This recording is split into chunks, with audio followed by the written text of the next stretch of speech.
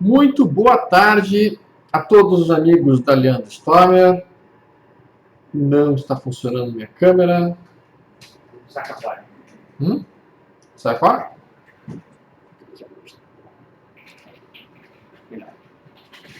Minha câmera não está funcionando ainda, mas eu gostaria de verificar com os senhores como encontra-se o áudio. O áudio está dando. Trocar o áudio.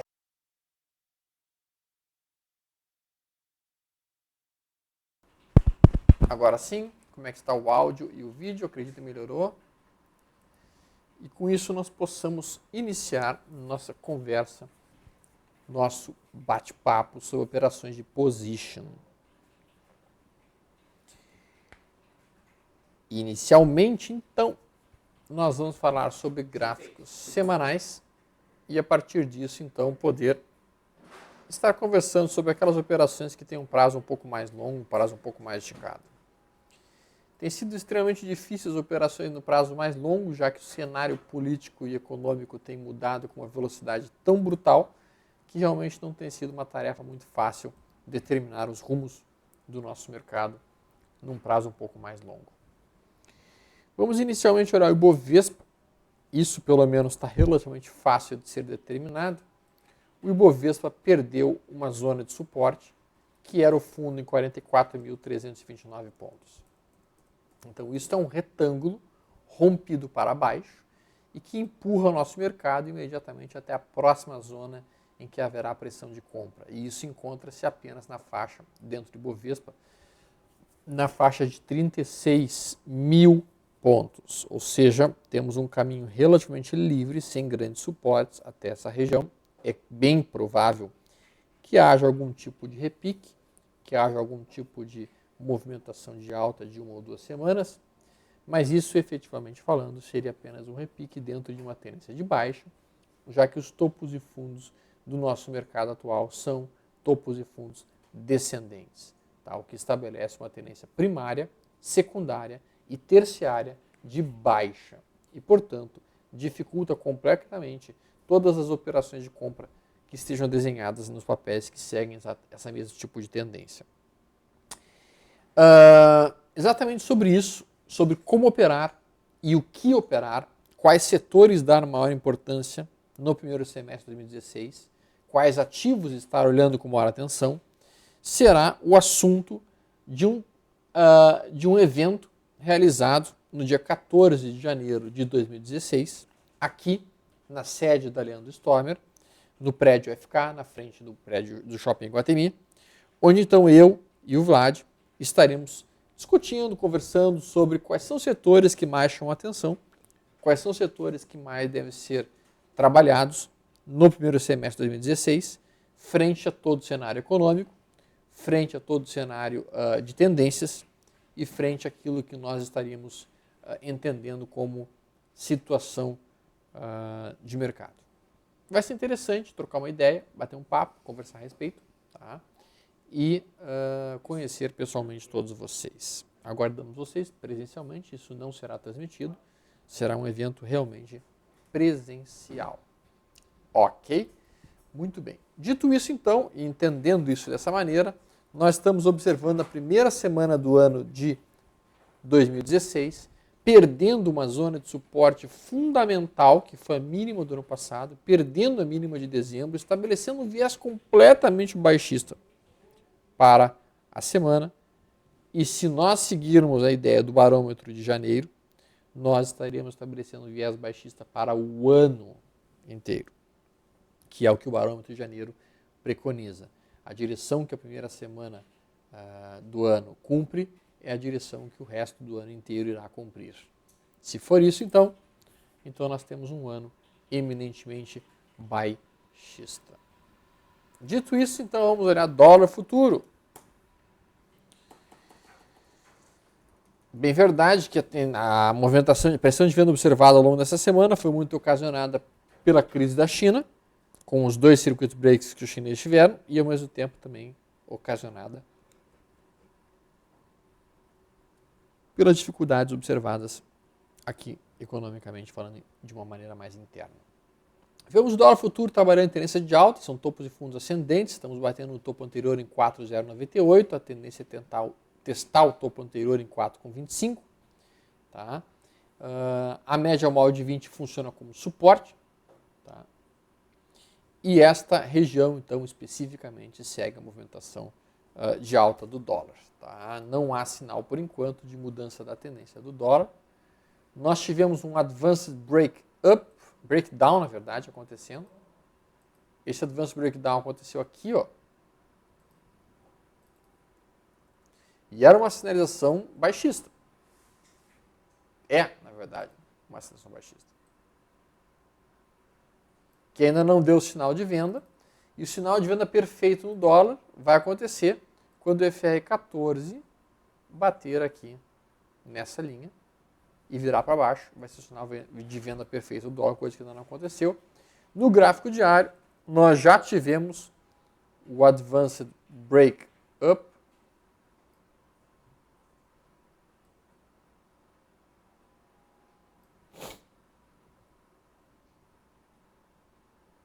Mas que não acionou venda de forma efetiva.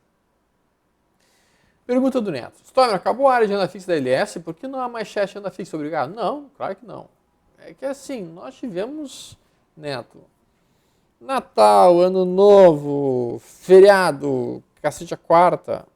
Provavelmente o Bajo e o Lucas, pessoal focado na renda fixa, deve estar retornando agora, bem provavelmente já na semana que vem, para fazer o chat de renda fixa com vocês. Até vou falar para eles que vocês estão sentindo falta, para que eles possam então voltar imediatamente para a rotina. Tá? Vamos olhar aqui o boi. BGI FUT, o boi gordo acionou uma movimentação de alta muito importante, sinalizando então realmente uma retomada de movimentação altista para o boi.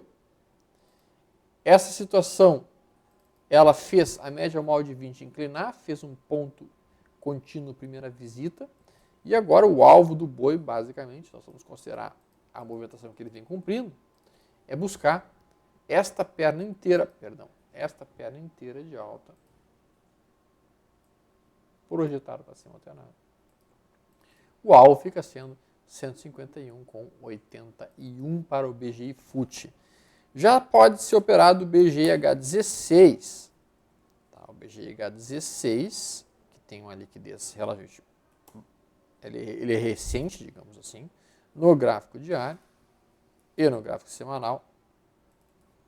O BGIF16 é o de janeiro. A gente pode observar a movimentação dele no atual cenário. Também em movimentação altista, tendência de alta formando topo, fundo, e agora a tendência seria romper o topo prévio, formar um novo topo acima do topo anterior, lá perto de 151,63. Milho, CCM FUT, numa violentíssima movimentação altista, se afastou muito da média, fez um candle de reversão essa semana, o que abriria a possibilidade então de um movimento corretivo dentro do milho de algumas semanas, 1 ou 2 semanas de recuo, se aproximando da média móvel de 20 para então poder nos permitir uma tomada de posição mais segura. Eu agora estou esperando que ele recua para poder comprar.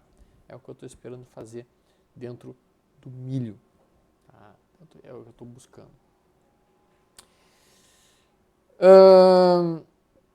Participante José Henrique, dando um abraço aí para todos, desejando 2016. Só parabéns pelo trabalho da equipe da LS. Espero que um dia eu consiga operar com excelência, para o mercado é muito difícil.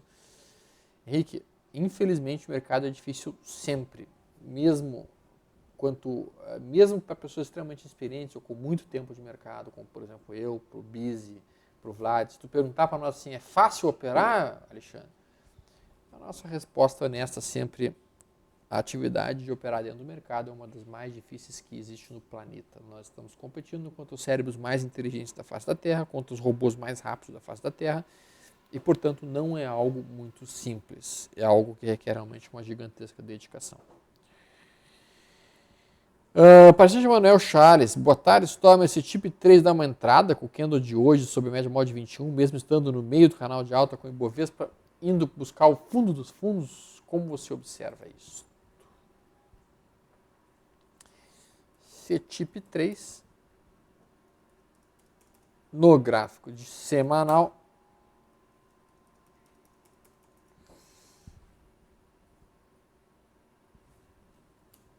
Diz que no diário ele está em cima da média móvel de 21. Eu não estou vendo isso. Pelo menos não na média móvel de 1 aritmética. Eu não vejo essa situação estar em cima da zona de suporte no diário CTIP 3. Nem tampouco no semanal. No semanal a gente vê realmente uma movimentação de topos e fundos ascendentes, com um recuo no gráfico semanal, com a média móvel de 20 se aproximando como suporte, o topo anterior servindo como suporte em 35 e 87.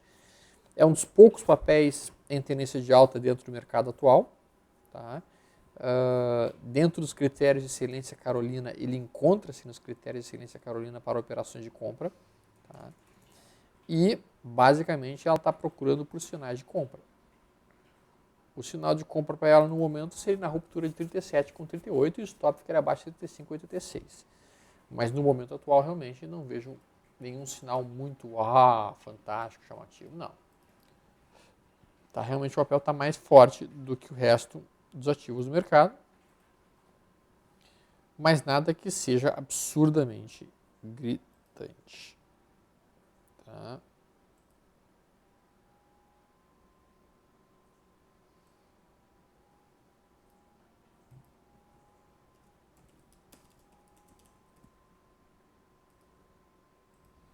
Muito bem. Vamos olhar aqui outros ativos que estejam chamando a atenção da gente. Sula 11 é um papel que vem numa tendência de alta, mas já vem há várias e várias semanas em correção, perdeu a média móvel de 20 para baixo, isso automaticamente descaracteriza uma boa movimentação, já não está mais me atraindo. Klabin pivotou para baixo, pessoal. Klabin sai do seu canal de alta, faz um pivô de baixa, estabelece um topo abaixo do topo prévio, perde o fundo prévio e literalmente muda a tendência para a tendência de baixa, o que nos obriga realmente a vender as posições que a gente tinha em Klabin e ficar de fora do papel, quiçá talvez até pensar em posições vendidas no papel da Klabin. FIB3 também perdendo um retângulo em topo. O Thomas Bulkowski fez um estudo em cima de padrões e disse que o retângulo em topo rompido para baixo tem 100% de acerto em 5 anos da S&P 500, sendo que esse retângulo rompido para baixo então teria um alvo em 40,79. Tá? Então o papel realmente fez um Joy de Napoli de venda, o papel fez um retângulo em topo rompido para baixo, FIB3 virando para a tendência de baixa.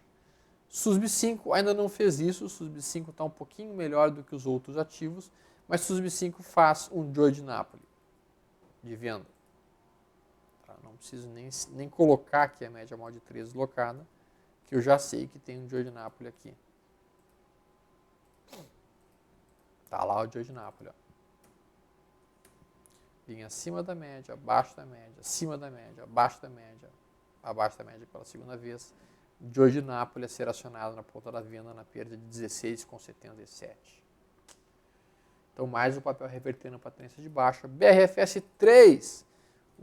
BRFS 3 também faz um pivô de baixa, perde a média móvel de 20 para baixo, faz um mastro, faz uma bandeira, aciona mais uma venda. BRFS 3 acionando venda também de position, com stop muito longo, acima de 59,76, e o alvo de position aqui fica sendo basicamente essa amplitude inteira para baixo, alternado, o alvo em 41,73. Tá? A BEV também não está legal, pessoal, ela fez um diamante, perdeu o suporte desse diamante, vira a média móvel de 20 para baixo, o papel agora testa uma região de compradores em 16,63, 16,67 como a zona de suporte, mas efetivamente falando o papel ficou fraco, com boa parte do mercado. Não chegou a fazer um pivô de baixa, está dentro de uma zona de congestão próximo de uma zona de suporte, mas não oferece um ponto de entrada seguro. O papel, ao se aproximar de 18,75, seria um ponto apropriado até de pensar em realizar parcial e sair fora do ativo. CETIP a gente já comentou, é um dos poucos papéis mais fortes do mercado, é QTL3. QTL3 também está forte, dentro do mercado, como se encontra, o papel conseguiu fazer até uma semana de alta, tá, o que é surpreendente, né? Mas realmente tem uma resistência importante, né, QTL 13,37,19, acho pouco provável que consiga superá-la. RADL3, essa semana, por enquanto, poderia ser encarada apenas como um repique. Se perder 34,70, fica um desastre. CL3 virou para a tendência de baixa, saiu da tendência de alta. Ou seja, o mercado realmente mostra que mesmo os papéis mais fortes, aqueles que cumpriam critérios de excelência, Carolina, estão revertendo suas tendências para tendências de baixa. Isso é justificável, obviamente, com todo o cenário e crise macroeconômica que observamos no país, mais a crise observada a nível mundial, China, Europa e Estados Unidos. Então nós temos realmente a tempestade perfeita nos se aproximando e isso tudo tem sinais muito bons para empurrar o mercado para os 35 mil pontos. Vale 5. Vale 5 fecha na mínima da semana. Rompeu um triângulo simétrico para baixo. Esse triângulo simétrico aparentemente está marcando metade do movimento e o alvo para a movimentação da Vale 5 fica sendo simplesmente R$4. Vocês conseguem imaginar Vale do Rio Doce a R$4? É algo realmente surpreendente. Mas é o que está desenhado aqui pela movimentação estabelecida deste triângulo simétrico rompido para baixo. Estamos em cima de um suporte, que é 8,18, próximo suporte 7,38, próximo 6,58, mas o alvo de tudo isso é R$4. Chega a me doer falar isso. Chega a me doer. Mas, fazer o quê? Petrobras, esse papel, por impressionante que pareça, está mais forte que a Vale do Rio Doce. Tá? Perdeu o fundo prévio, a mínima do ano de 2015. Segue em tendência de baixa, são topos de fundos descendentes, mas eu não tenho sinal de venda claro aqui. Eu precisaria que o papel subisse um pouquinho para poder então fazer uma venda mais tranquila. Não tenho que fazer agora dentro da Petrobras. Paciente Júlio, boa tarde, Storm. Perdi nesse chat. Na sua opinião, qual o melhor ativo entre Leve 3, Embraer 3 e Braskem 5? Pergunta difícil, porque melhor ativo, em que sentido? No sentido de empresa, no sentido de gráfico, no sentido de sinal de entrada, enfim. Complicado, não é uma pergunta simples. Eu vou levar em consideração como se fosse o momento do ativo. Tá? A gente vê a Leve 3 operando dentro de uma tendência de alta, um papel forte, fez uma longa sombra inferior, que eu gosto muito nessa semana, fechando em cima da média móvel de 20. Gosto muito desse cenário. Tá? O outro ativo perguntado é Embraer 3. Embraer 3 não fez a longa sombra inferior, então não demonstrou a pressão de compra que a Leve 3 demonstrou. Ao mesmo tempo, a gente observa que a tendência é de alta, são topos de fundos ascendentes, mas realmente o papel fez um topo, que é esse aqui, ó, no mesmo nível do topo prévio, ou seja, ele não teve força de romper o topo anterior. Isso demonstra uma certa fraqueza no papel, uma fraqueza que não aparece no gráfico da Leve 3. Por outro lado, Leve 3 tem uma liquidez menor. E a gente tem Braskem 5, que está também muito forte. Esse papel está diretamente relacionado ao petróleo, na verdade, inversamente relacionado ao petróleo, já que os custos desta empresa são petróleo. Se o preço do petróleo está na mínima dos últimos 11 anos, automaticamente isso é favorável para a Braskem. Mas, novamente falando, o papel fez 2 semanas de queda, depois de violentíssima movimentação altista, Então eu acho pouco provável, depois de subir 138% em 100 dias, que o papel consiga já começar a subir de cara e automaticamente retomar a tendência de alta e formar mais uma perna. Não acho impossível, mas acho pouco provável. Então, entre esses três, esse desenho da leve 3 me atrai mais. Por quê? Porque é rompimento de topo histórico e isso aqui seria o pullback desse topo histórico. Tá?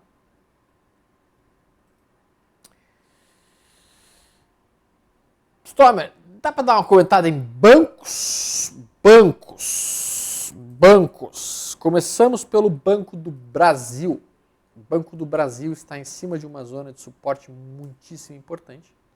Fundos do ano de 2007, fundo do ano de 2012, fundo do ano de 2015, mas não demonstramos pressão compradora aparecendo. Estamos em queda. Se nós perdermos efetivamente a mínima dessa semana, estaremos confirmando a perda de um suporte muito importante dentro do Banco do Brasil. E isto não seria favorável.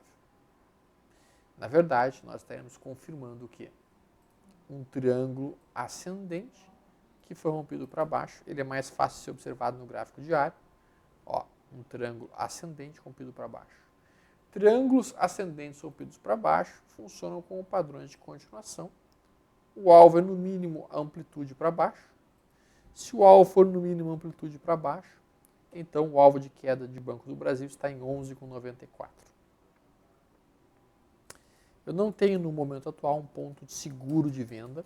Eu precisaria um repique de 1 ou 2 semanas para que eu pudesse fazer uma venda mais convicto.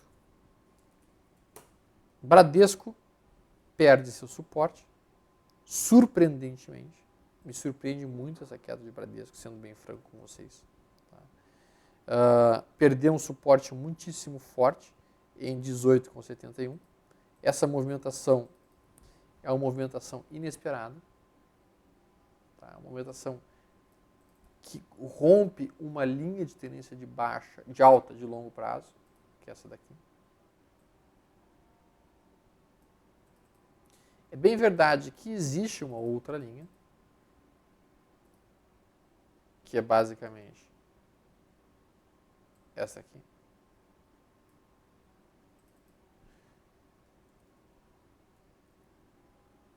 E a linha mais longa de todas, que é esta, passa exatamente onde nós estamos no atual momento. Então a gente está em cima desse suporte. Mais do que isso, estamos bastante sobrevendidos, IFR2 muito sobrevendido, IFR14 em zona muito interessante de sobrevenda.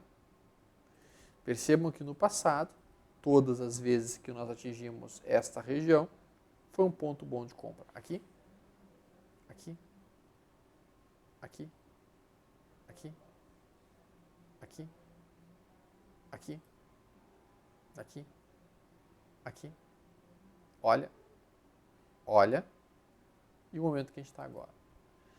O que significa que, apesar de nós estarmos em tendência de baixa, apesar do candle dessa semana ser absurdamente feio, apesar do mundo parecer estar se dissolvendo, com a possibilidade do hidrogênio lá da Coreia do Norte, este candle me deixa com um apetite muito interessante. Me deixa realmente com vontade de comprar Bradesco. Tá? Usando o modelo profissional liberais 2.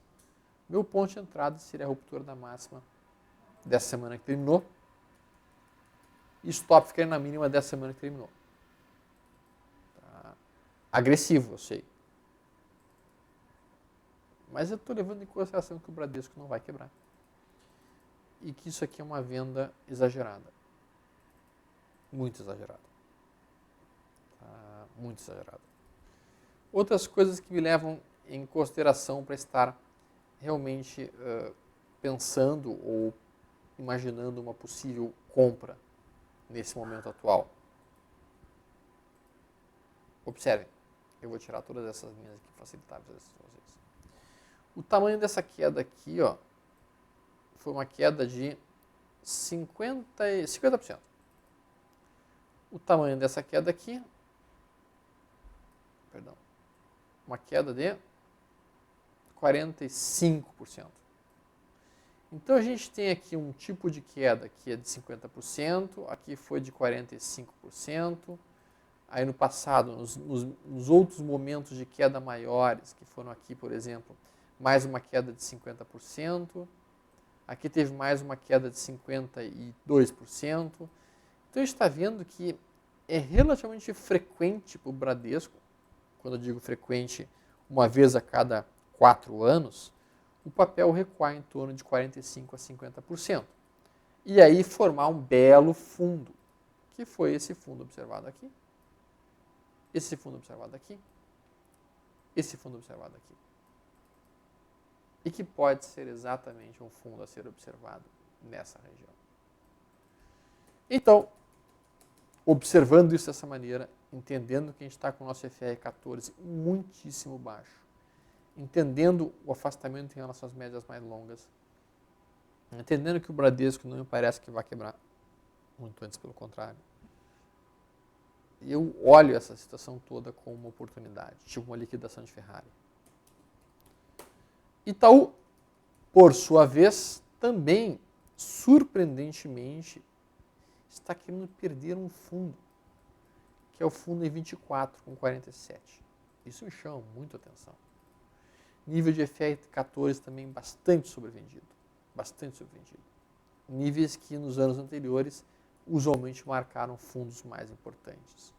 Além disso, e observando dessa maneira, notem que nós estamos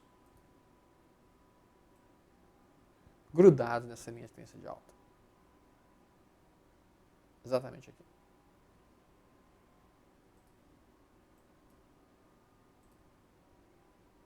Que também é topo anterior. Vamos ser bem francos.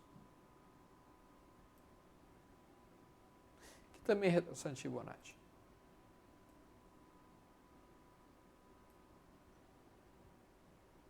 Do movimento mais longo, do mega movimento mais amplo ainda, do movimento mais curto, ou seja, todas as retrações de Fibonacci se encontram aqui, ó, nesta região, R$24, que é a zona em que o papel se encontra no momento. Observe também, tamanho dessa queda, 39%. Tamanho dessa queda, aqui foi 54%. Foi lá no crash de 2008. Certo? Então, uma queda de crash de 2008, 54%. Tamanho dessa queda, 27%. Tamanho dessa queda aqui, 39%. Então, 39%, tamanho dessa queda aqui foi de 34%. Durante um pouco antes do crash de 2008 foi de 30%. No crash de 2008 foi de 57%. Aqui foi de 30 e 39, aqui foi de mais 30. Qual é o tamanho da queda que a gente tem agora? 30. 32% de queda. Começa a ficar interessado, mas eu gostaria que aparecesse um candle mais estreito, em cima dessa zona, por exemplo, uma estrela na semana que vem. Se aparecesse uma estrela na semana que vem e daí na outra semana a gente rompesse a massa dessa estrela, aí eu me sentiria bem confortável para efetivamente estar tomando posições dentro do Itaú. Tá? Não é o que a gente está vendo agora. Dos papéis do mercado, do setor de bancos, o Itaú está mais forte do que o Bradesco e está mais forte do que Banco do Brasil. Ok? Muito bem.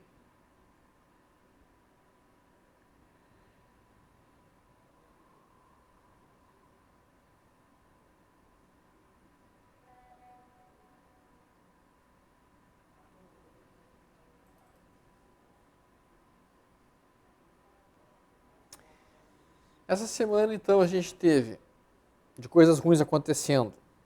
Bomba de hidrogênio, China, e ainda tivemos a TOV com uma liquidação extrajudicial trouxe mais insegurança para o mercado. Então, todas essas coisas realmente muito ruins e muito desagradáveis. Mas a gente dá um jeito, a gente acaba melhorando as coisas. Não se preocupem com isso. Esta semana nós tivemos alguns setores que ficaram um pouco mais fortes. Vamos olhar um outro setor que chama geralmente muito a atenção. Setor de siderurgia. Siderurgia nacional, tendência de baixa, topos de fundo descendentes, com a economia da China desacelerando. As siderúrgicas no Brasil, infelizmente, estão morrendo junto com a economia chinesa. A siderurgia nacional tende a retestar 2,75. O papel também que era negociado a 60 e poucos reais. Está agora numa situação de penny stock, praticamente. Uzi Minas já virou penny stock. Também tendência de baixa, não há nenhum sinal de entrada Uzi Minas no momento. E Gerdau também virando penny stock em tendência de baixa. Os três papéis do setor de siderurgia em tendência de baixa. Não existe absolutamente nada a ser feito dentro desses ativos. Aí vocês podem perguntar o seguinte, uma pergunta justa que vocês fariam. Alexandre, agora há pouco a gente falar de Bradesco e dizer o seguinte, que eu estava interessado em comprar Bradesco porque ela já tinha caído muito e porque o papel poderia ser uma liquidação de Ferrari.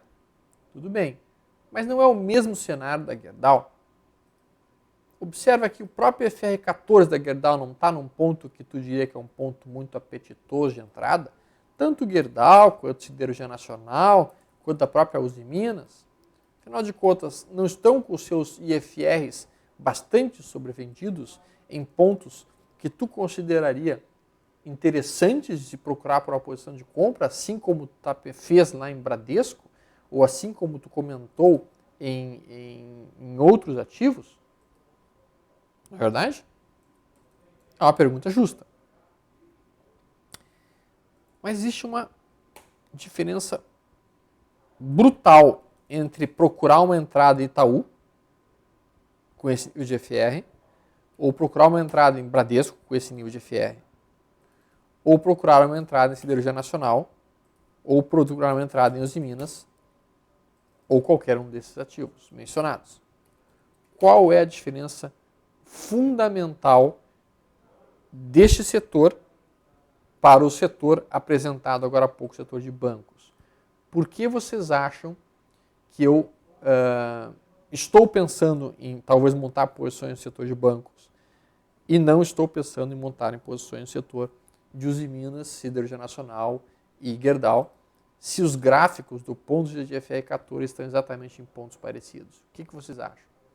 O que me justificaria isto, especificamente falando? Você tem alguma ideia? Eu quero que vocês pensem um pouquinho. Não é só eu que tenho que estar respondendo as coisas aqui. Vamos ver se alguém comenta alguma coisa. Paciente de Júlio, CS. E paciente José Henrique comentam as duas coisas corretas. Tendência primária, mas principalmente fundamento. O que eu quero dizer com fundamento? Isso aqui, ó, que vocês vão ver agora, é o Bradesco que eu mencionei agora há pouco. Olha o PL dele de 5,5 e olha um ROI, rentabilidade sobre o patrimônio, de 19,5% maior que a taxa de juros, com um dividendo yield de 7,6% ao ano, que é mais do que a poupança paga. Aí quando tu olha o demonstrativo de resultado do Bradesco, observem o lucro líquido da empresa. Isso é o lucro líquido do Bradesco, ano após ano. Tá? Isso é uma situação econômica. Agora observe a situação da Uzi Minas. PL negativo, com o ROI negativo. E quando tu vai olhar o lucro líquido da empresa, dívida líquida disparando, em nível de endividamento, patrimônio líquido da empresa caindo. Patrimônio da empresa caindo é um desastre, né, pessoal? E o demonstrativo de resultados, receita líquida caindo, as margens caindo, e olha ali, a empresa nem está dando lucro líquido. Ela não tem lucro, ela tem prejuízo líquido. Então existe uma brutal diferença entre tu pensar em uma operação no setor que não dá lucro e tu pensar uma operação no setor que dá lucro. A Uzi Minas, a Cirurgia Nacional e a Gerdau não são Ferraris. Elas são Ladas disfarçadas de Ferrari. Então tu pega uma carcaça de Ferrari, bota no motor do Lada e aí tu está me vendendo isso. Não vale. Mesma coisa para a Cirurgia Nacional? Sim. Mesma coisa para a Cirurgia Nacional. Olha ali, ó. PL negativo, ROI negativo, o setor morreu. O setor de siderurgia no país morreu. Olha ali, ó. Prejuízo. Tá? Então esse setor morreu. Ó, Gerdau. PL negativo, ROI negativo. Olha ali, ó, prejuízo.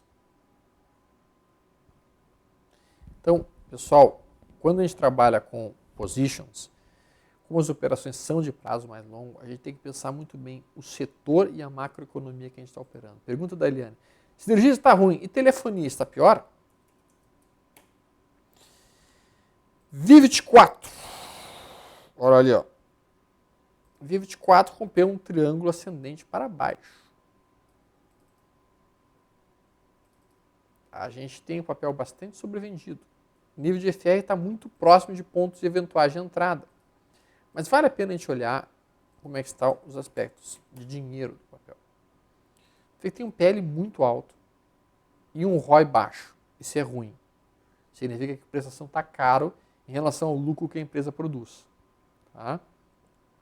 Quando a gente olha o demonstrativo de resultados, a gente vê a receita subindo, margens estáveis, a gente olha um lucro até bom. Então, do ponto de vista de fundamentos, não está um desastre, não está tão ruim quanto o setor de siderurgia. Mas as ações estão caras. A dívida está crescendo, o patrimônio cresceu igual ao montante. Então, esse nível de endividamento me preocupa. Do ponto de vista, então, de cenário de profissionais liberais, modelo 2, eu poderia pensar em procurar por algum sinal de entrada em nível de 4. Se eu rompesse a máxima dessa última semana, sim, poderia. Tá? Aí vocês podem me perguntar, tudo bem, e o modelo é lucrativo num prazo mais longo?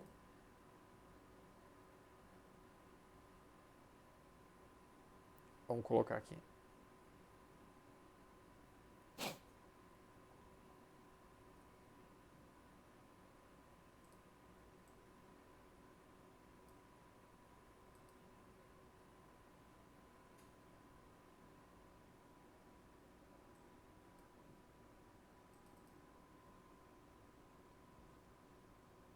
Se a gente coloca aqui uma regra bem simples, eu vou comprar quando o FR 14 estiver abaixo de 35 e vou vender quando o FR 14 estiver acima de 65. Regra bem simples. Num gráfico semanal, vou botar nos últimos 10 anos e vou colocar a Vivit 4 nessa jogada.